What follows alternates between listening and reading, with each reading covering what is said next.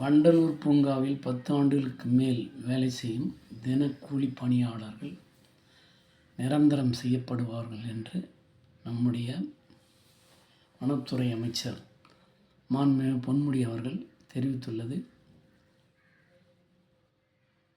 மிகுந்த வரவேற்பை பொதுமக்களிடம் பெற்றுள்ளது.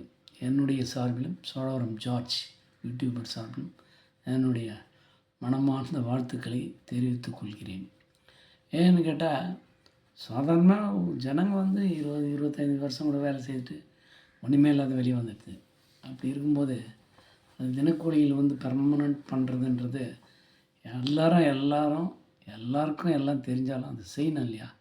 அந்த பெருந்தன்மை பொன்முடி அவர்களுக்கு வந்துக்குதுன்னா மிக்க பாராட்டை பெற்றுக்குதுன்னு தான் அர்த்தம். மறுபடியும் என்னுடைய பாராட்டுதல் தெரிவித்துக் கொள்கிறேன். சோழவரம்